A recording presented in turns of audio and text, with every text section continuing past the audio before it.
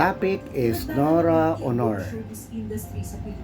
May gwardiya siya dahil national artist siya. Isang superstar na si Miss Nora Honor dahil sa kanyang pagpanaw nitong April 16, 2025 sa edad na 71. Sa unang gabi ng lamay ay bumagsak ang mga nagmamahal kay Ate Guy. Ayon sa kanyang anak na si Ian De Leon, si Nora o Ate Guy ay pumanaw ng mapayapa noong gabi ng April 16. She passed away peacefully last night, April 16, surrounded by those who love her the most, pahayag ni Ian. It is with deep sorrow that...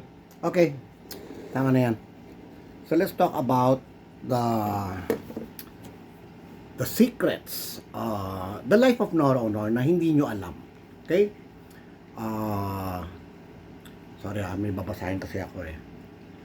Now, Nora Honor, nanalo ng taong tanghalan 1966 or 67. Okay? Nora made a total of 185 films. Okay? Pwera pa dito yung films na hindi siya bida. Yung nag-extra siya, kala Susan Roses, kala Rosemary Sonora, Ricky Belmonte, na extra lang siya doon, no? Pero andun na yung pangalan niya. Bibilis ako medyo mahaba. Okay, anyway, let's talk about the films of Nora Honor. Okay.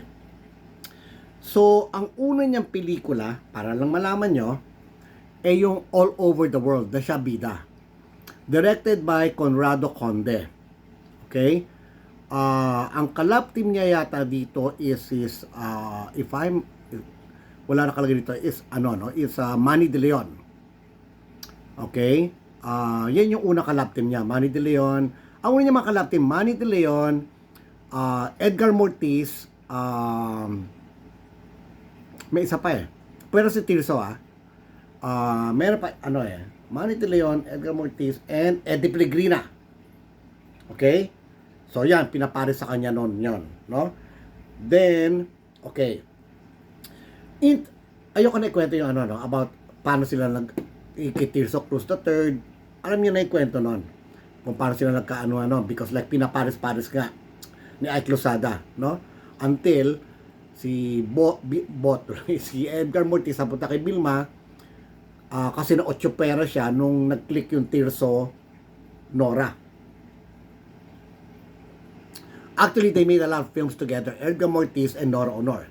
Then may kay Eddie Pellegrina, ang marami rin Manny De Leon. Kung naalala nyo pa, no? Now, let's talk about her transition. Kung paano, let's talk about her as an artist. This is the topic that we will talk about, no? Why is she iconic and why is she considered a magnitude as an artist? Okay? Na talagang artistic talaga siya. Creativity-wise, he produced his own production. Okay. Okay, so 1967, she made 1, 2, 3, 4, 5, 6,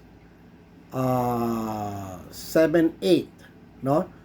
Nagsimula yung All Over the World, which is what's a box office hit. 68, then, okay, 67, 68, 69, ito yung mga teenage escapade, ito yung kumakanta sila sa ilalim ng puno ng mangga, hanggang matapos yung pelikula. Although, dinudumog pa rin, no? She was directed by Artemio Marquez, Mitos Villarreal, Consuelo Osorio. Ito yung The Musical Teenage Idol. Ito yata magkasama sila ng Vilma. Carling Marquez, no? Fiesta Extravaganza, ito rin kanta-kantahan. Young Love, yan. Tomboy Nora. Teenage Jamboree, Tell Nora I Love Her. Ito Manny De Leon to, sigurado ako. Napanood ko siya noon.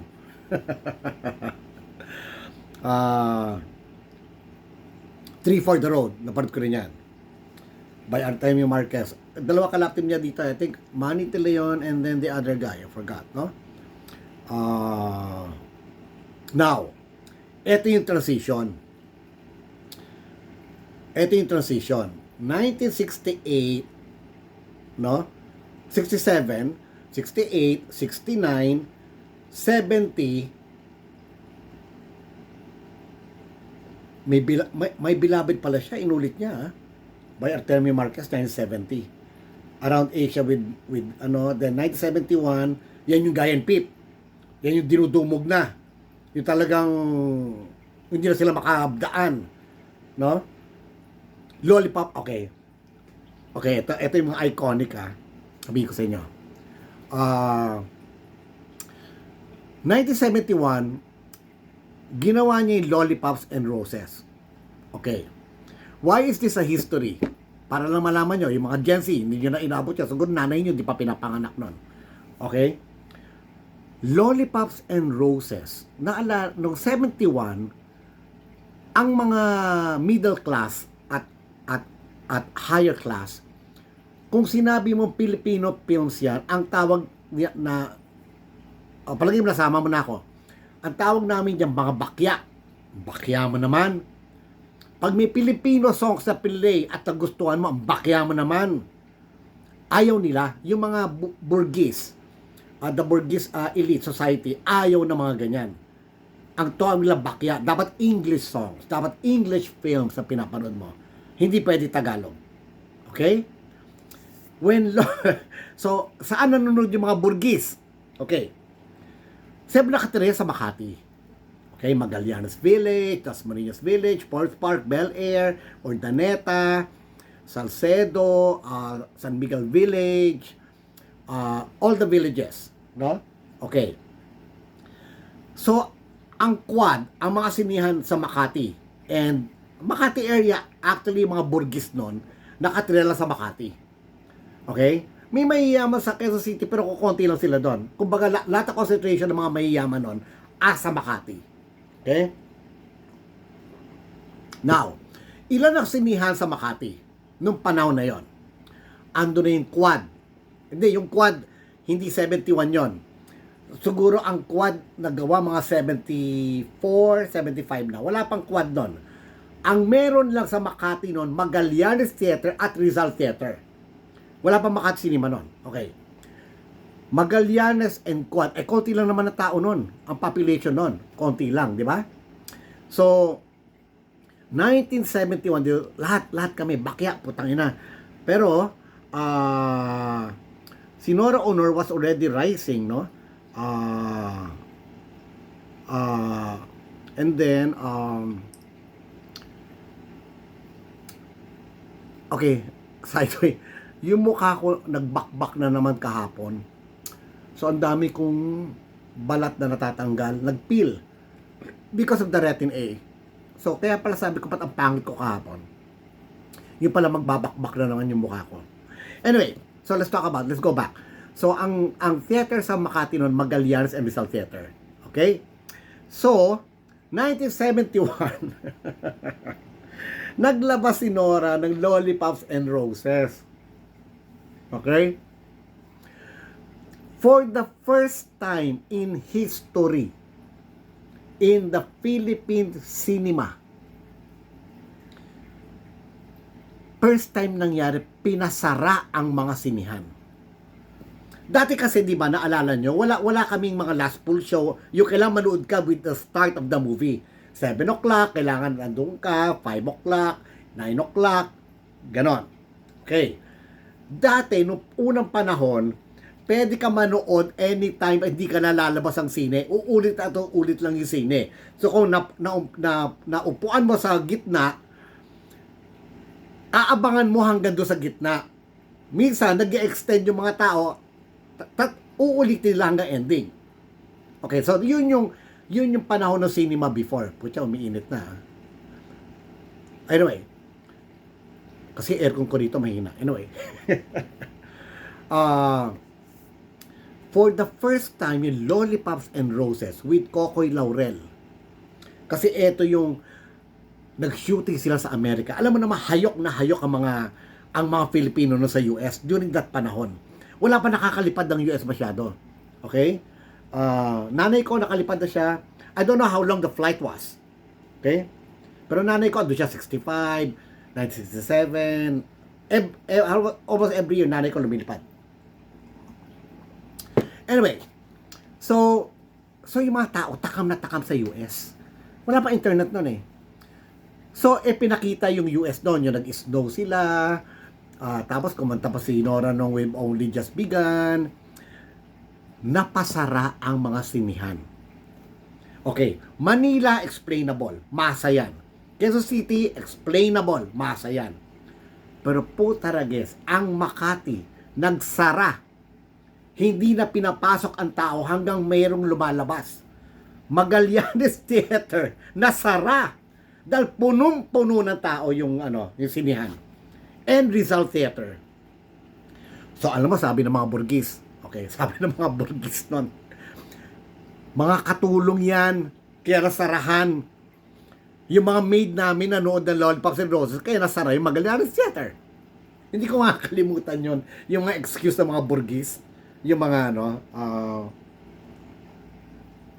anyway, so yun, that was a phenomenal. Si Nora lang ang nagsimula na magpasara ng mga sinihan. Okay? So that's yun, wala ka ng Nora was a first in everything. Okay? Siya gumawa ng artista na who defied the tradition. So, anyway, going back to Magallanes, actually, talaga nanood din naman talaga yung mga mayayaman no, ng Lollipops and Roses. Aminin nyo na, di ba? Kasi noon, si Vilma Nora, bakya yan. Pag pinag-usapan mo Nora Vilma sa mga middle class, ay putangin na bakya yan, ayoko yan. Okay? So, ang masa lang ang nanonood kay Nora noon.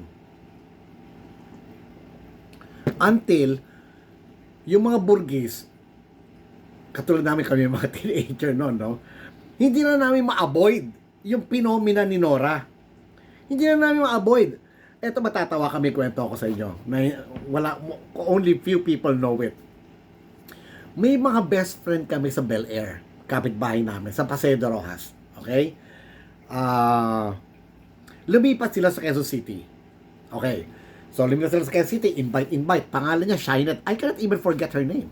Si Shynet, no? Si Malu, mga taga Cebu, pero kapitbahay namin sa Bel Air yon. Anyway, lumipat sila sa Quezon City. Ngayon, ang kapitbahay nila, si Tirso Cruz III. So, tapos sabi ni Skynet, alam mo ba, namin si Tirso? Kapitbahay. So, siyempre sa yung mga sister ko, yung mga barkada niya, mga elitista. Badi mo naman? Ano yan? Ganon. So, they were like, fighting it off. Anyway, biglang, yung isang barkada namin, nakita sa bintana, sa second floor, natatanaw mo yung kapitbahay, si Tirso Cruz III, may basketball court. Anyway, so, si Tirso,